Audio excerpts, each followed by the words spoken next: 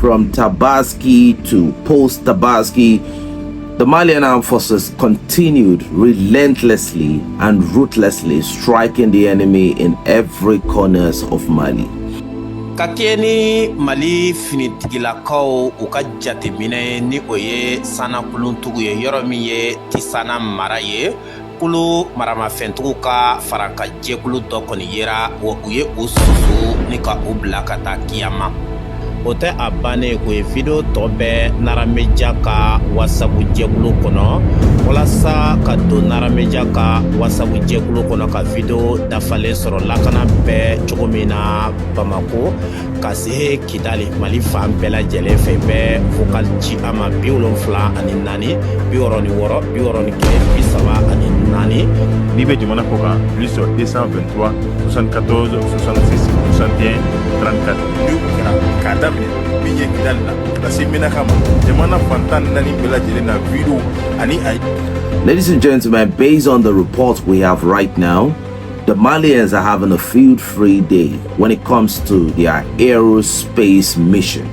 Ladies and gentlemen, a lot of terrorists continue to join their ancestors daily, and the Malians continue to call for unity among the Malian civilians and Malians all over the world so that Mali can finish nicely in the situation. Now, what do we have from the FLA? A lot of FLA fighters have now pushed back to their rear base. One in Libya, which is called the Fazan, which is located towards the southern extremities of Libya, very close to the Agadez desert in Niger. And secondly, they've pushed back to Tinzawatene border in Algeria. Ladies and gentlemen, this part of Algeria, according to information, it has been abandoned to the Bedouin Arabs of Algeria. So this is where the terrorists, FLA sect in Mali, this is where they fall back to. Whenever the situation gets too hot in northern Mali, this is where the elements fall back to. And you can see right here, they were celebrating around the square in Algeria, and that is the Bod Badj Mukhtar roundabout in Algeria. Remember when we're talking about the serious escalation on the 25th of April, at some point I told you that they were taking wounded FLA and KIA FLA fighters to Bod Badj Mukhtar Hospital, where the hospital became filled up and they had to start taking them to other hospitals. The FLA are not showing you the real casualty of this conflict because a lot of FLA fighters are no longer coming back as fighters because they are injured. And this is where Algeria has given to these people so that they can destabilize Mali. And the interest of Algeria in Mali is for the oil and gas in the Taudenid Basin. But we know all of that right now. Algeria has become a rare base for terrorists. But regardless of what happens, the Malian only have to continue to reinforce. They have to continue to improve on their military capability.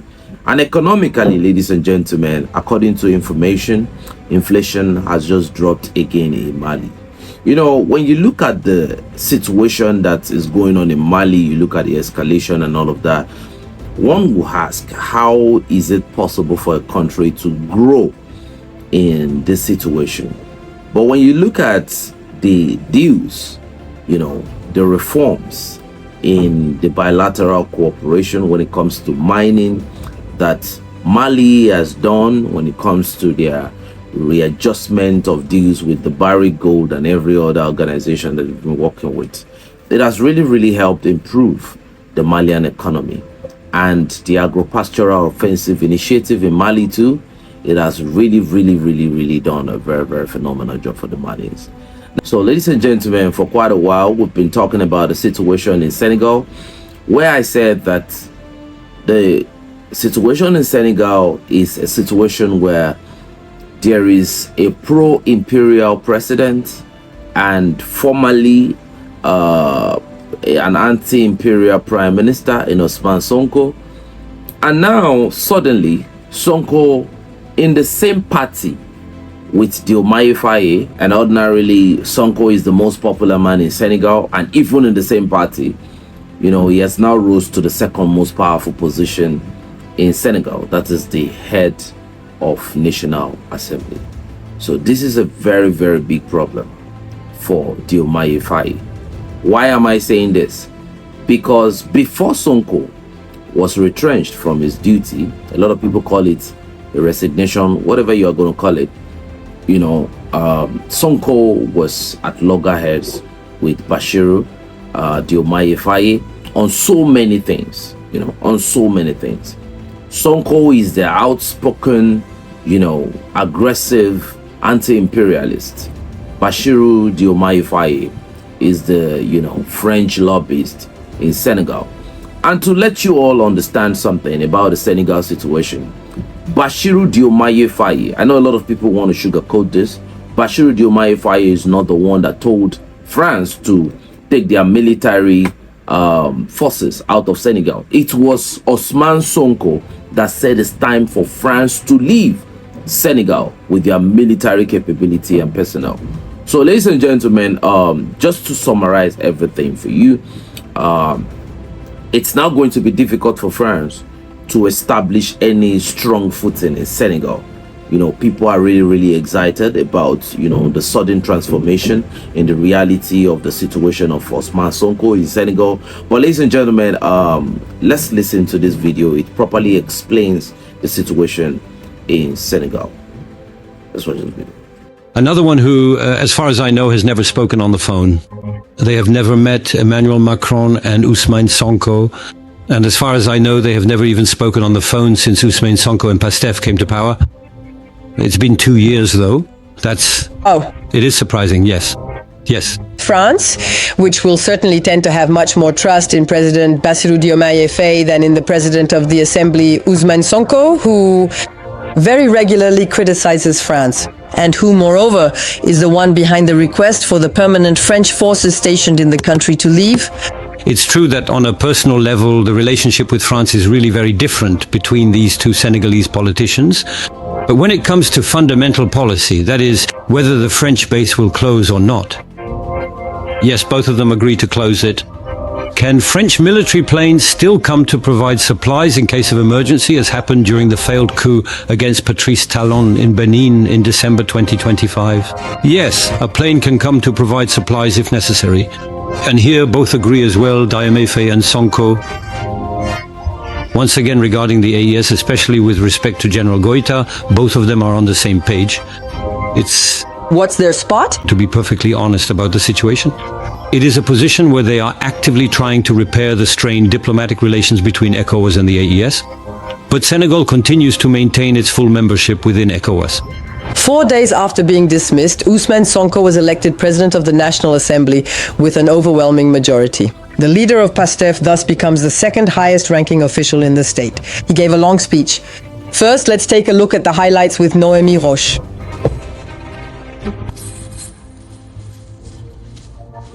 From Prime Minister, he now becomes President of the National Assembly.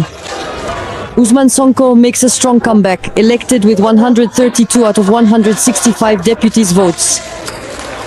A victory that was assured in an institution dominated by his party, Pastef, which is also the party of Bassirou Diomaye Faye. In his first speech as President of the National Assembly, the former Prime Minister congratulated his successor, who was appointed the day before, while also highlighting their differences. Thus, moreover,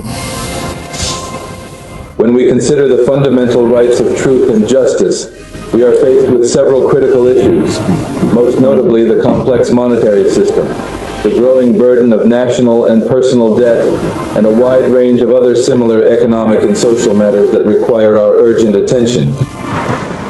These are issues at the heart of the tensions between the former Prime Minister and the Senegalese President, which led to the dismissal of Ousmane Sonko on Friday evening. President Bassirou Diomaye Faye wishes to negotiate a new aid program with the International Monetary Fund for his country, which is heavily indebted. Ousmane Sonko, on the other hand, advocates a more sovereignist approach.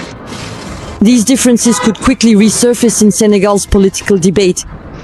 Ousmane Sonko has promised to use all the checks and balances available to Parliament. Stéphane Ballon, how did friends, fellow travelers like Ousmane Sonko and Diomaye Faye end up with one dismissing the other? I want to say to you the realities of power. In reality, the first disagreements appeared very quickly, right from the start. 2024, the day after the swearing in of Bassirou Diomaye Faye.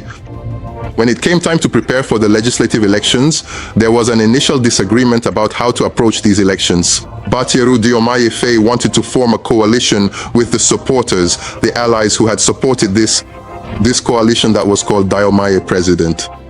And on the other side, Sonko was completely opposed. Sonko and his supporters were in disagreement. For them, it had to be PASTEF that ran as such, and the allies, in fact, each would go their own way, and then we would regroup afterwards. What Sonko and his supporters were saying was, those who want to go with us, change parties, join PASTEF to run in these legislative elections. So that was already the first disagreement. And then there was this episode of resurrection or reactivation, if you will, of this coalition that had been put on hold. The fact that Bastien Diomaye Faye, who left his responsibilities within PASTEF to rise above the political fray, as he himself said, a decision that was applauded by everyone. The fact that this same Bastien Diomaye Faye came back. Ultimately, this coalition's revival created suspicions on the side of Sonko and his supporters. So it happened very quickly. I think there is a divergence. A false divergence. The two leaders undoubtedly still share the same ideology, but there is a divergence in their approach to governance. We know that Bastien Diomaye Faye has a more composed temperament, while Ousmane Sonko is more radical in his approach. Christophe Obouye, do you agree? Did Ousmane Sonko tolerate being number two? Yes, that's a good question as well, because there is a clash between two ambitions. Diomaye Faye owes his presidency to Ousmane Sonko. Let's not forget that. It was Ousmane Sonko who offered him the job, if I may put it that way. And of course, many Senegalese remember that today. Many Senegalese are hurt. In fact, all those 54 or 55% of Senegalese who voted in the first round for the PASTEF candidate, I think they are having a very hard time with what has been happening for the past week, because they had placed a lot of hope in this 2024 change of power.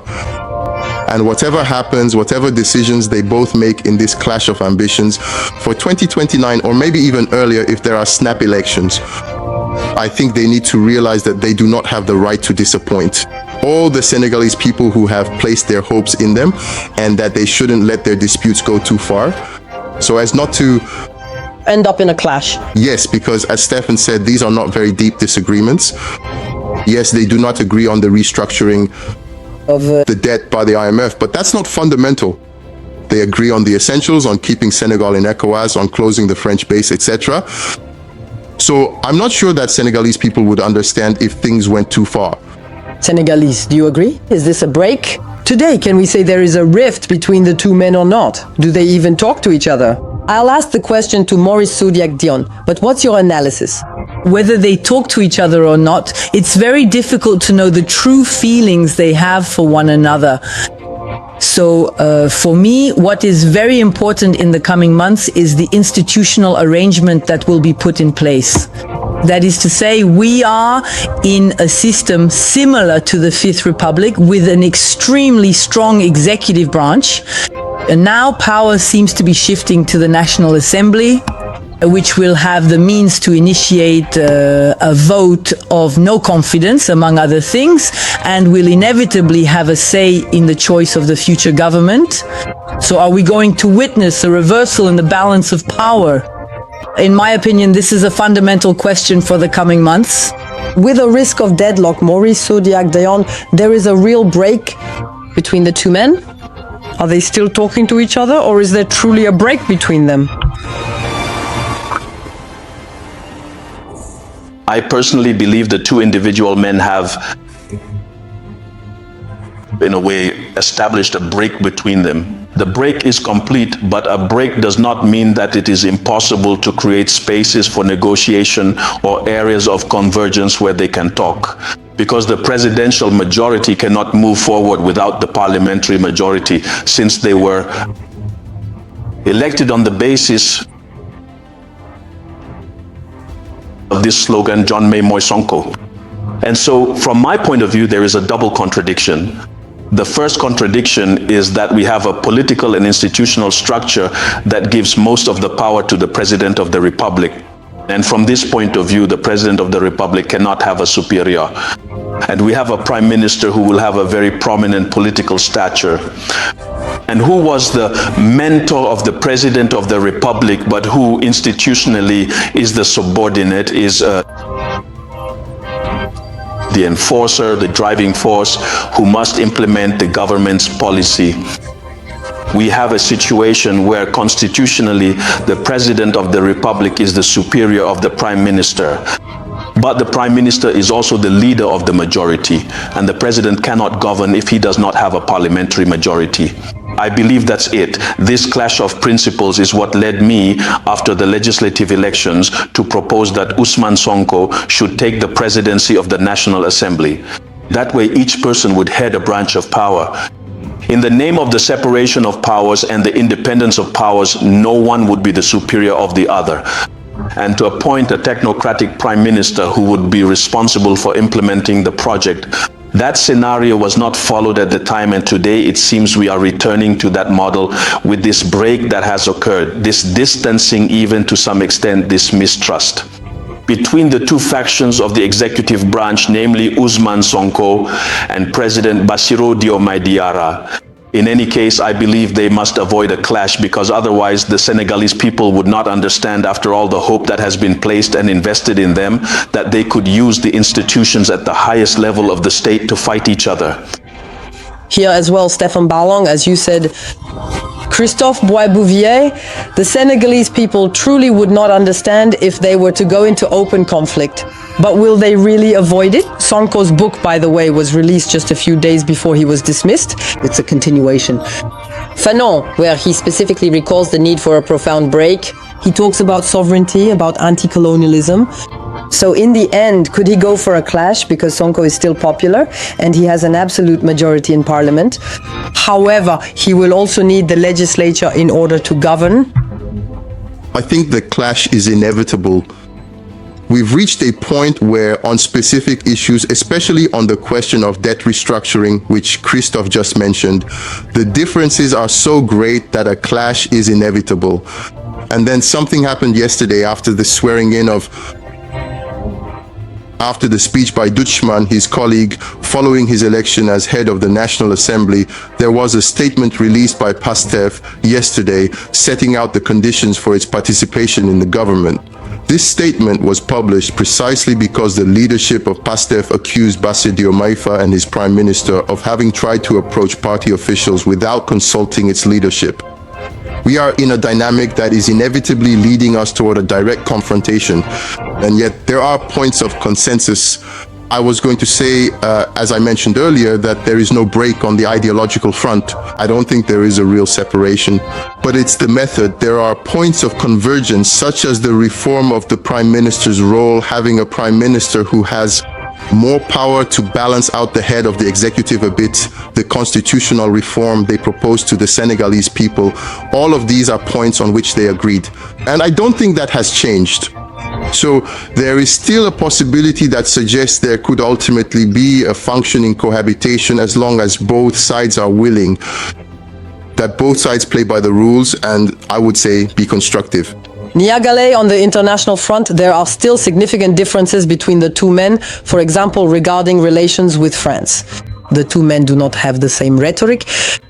There is currently a cordial relationship between Emmanuel Macron and the Senegalese president.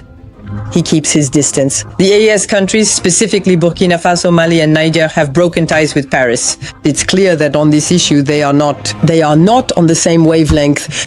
Now that said, the renowned Professor Franklin Iyamasi equally has some things to say about the situation, but coupled with other African discourse. Ladies and gentlemen, let's watch this video.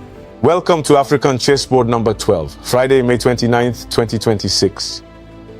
On the agenda, 3 questions.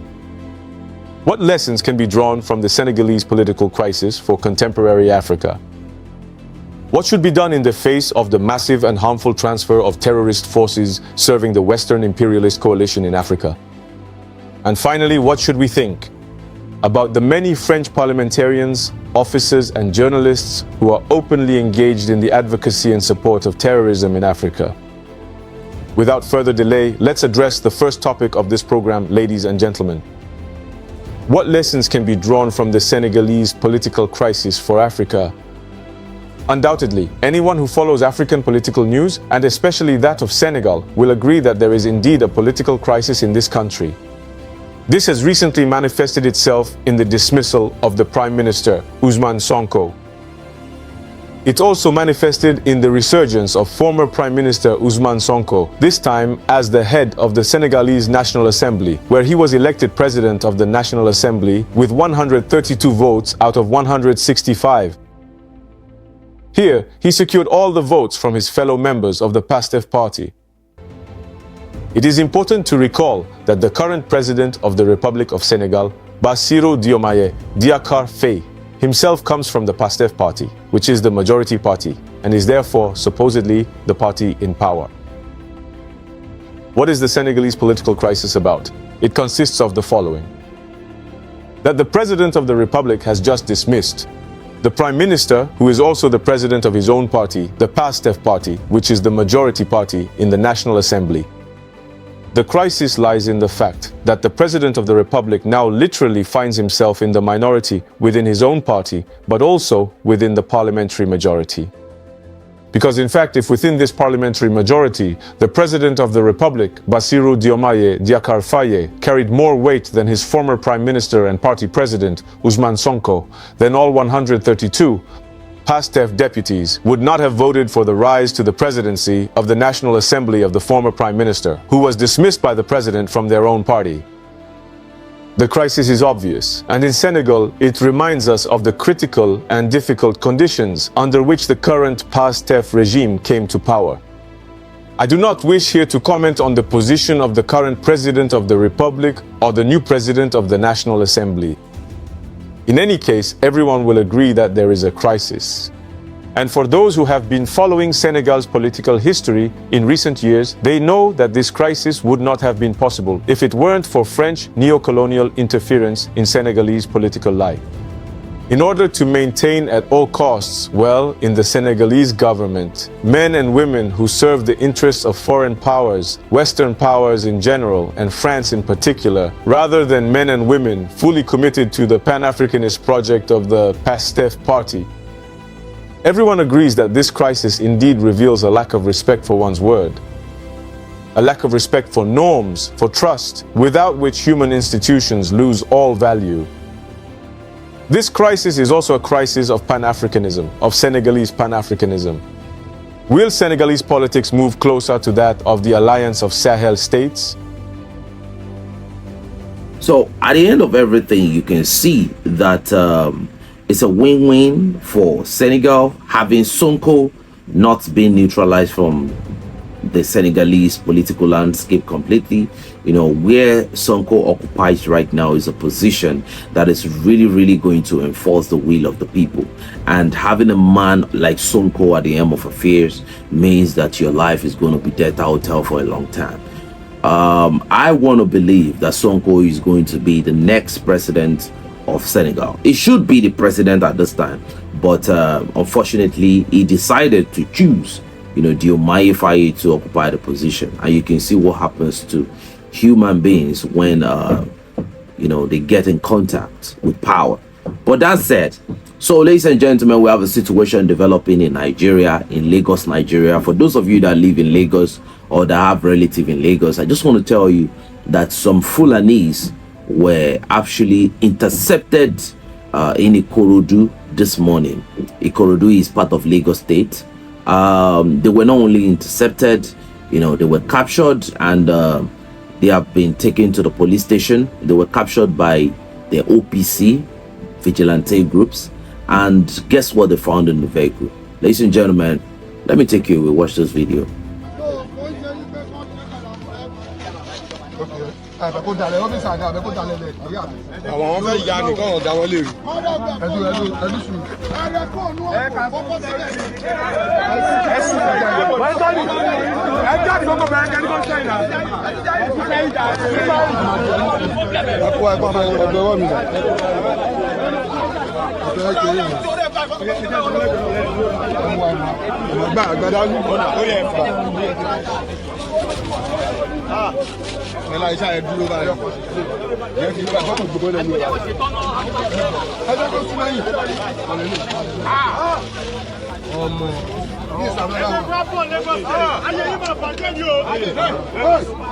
Kí ló ṣẹlẹ̀ báyìí?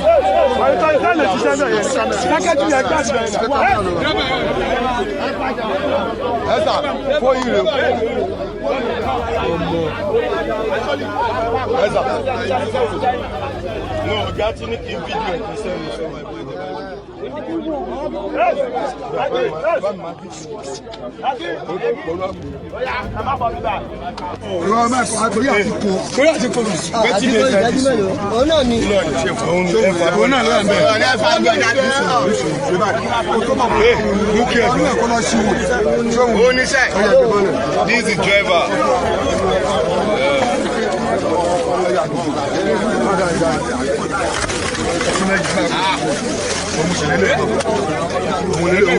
Ṣé wo wá ń bí láti ẹ̀kọ́ ọ̀pẹ́ tí mo débi mo ń jáde ní Victor ló ṣọ́ọ̀tì.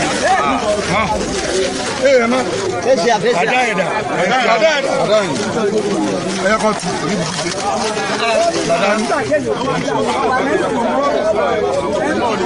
Òun náà ni gbogbo ẹ̀.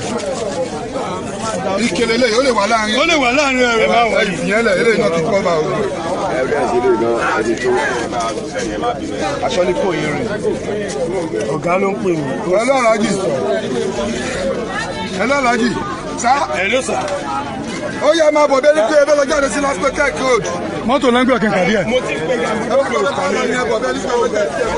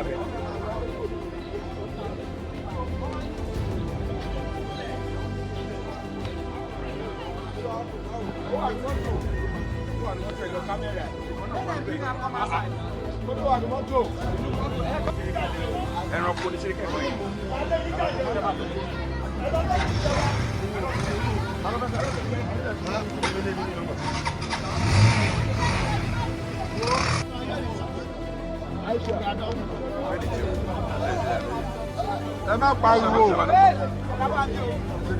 Hello sir, okay. I'm ready.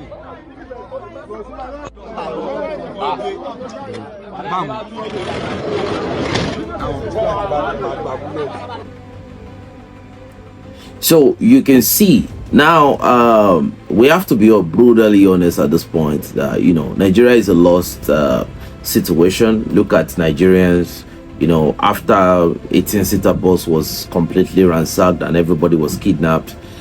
Some people that were coming in their own car, they were opportune to escape, and look at them running.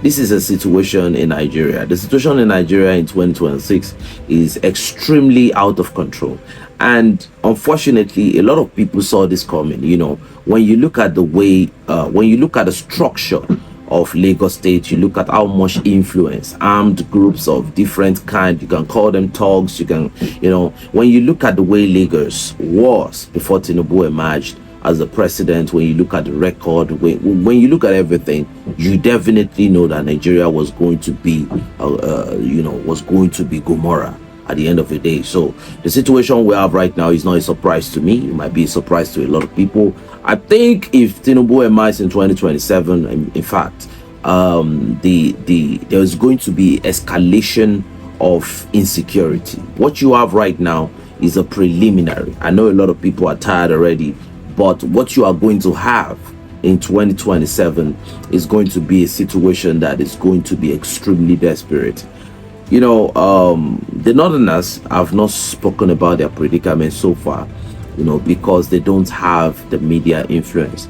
And now you can see that a lot of people are beginning to know about the situation in Nigeria because the Yorubas have been attacked, you know, and the Yorubas can really talk. That is one thing the Yorubas can do extremely well. They can talk till all the cows come home. That is why people are beginning to know about what is going on in Nigeria. But I can promise you, 2027 is going to be extremely brutal if Tinubu becomes the president of this country.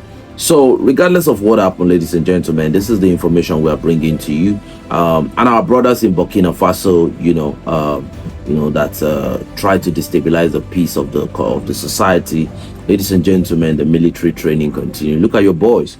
Like they are becoming very fit. They are becoming very strong. You know, we need to instill order. There's something you call public order in the society. You need public order.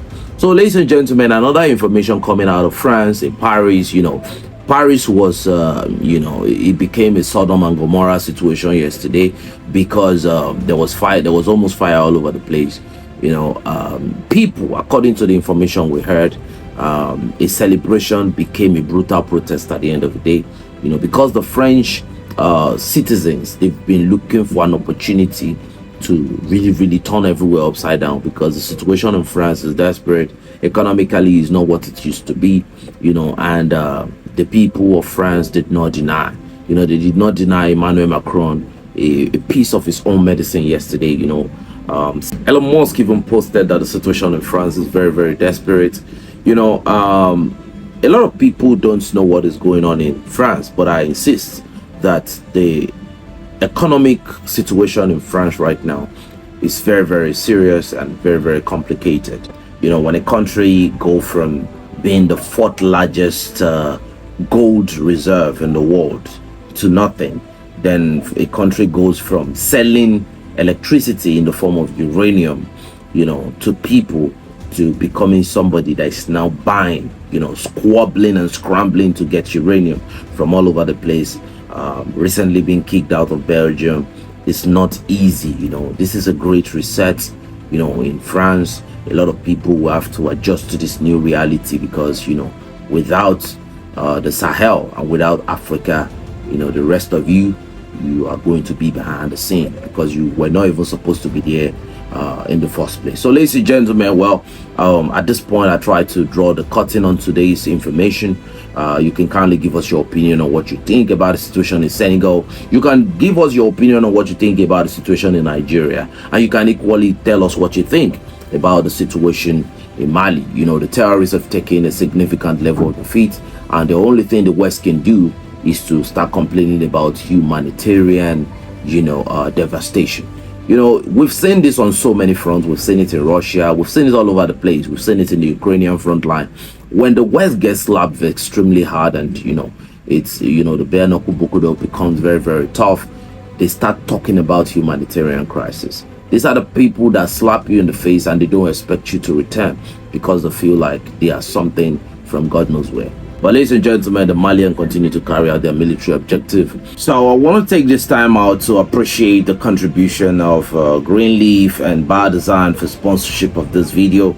So ladies and gentlemen, I want to say thank you to everyone in the Andre community for supporting your unwavering support for the community and for the fight for a free Africa. It's your boy 72 Andre signing out, and I said, but before I go, thank you and happy Sunday. I wish you the very best of your weekend.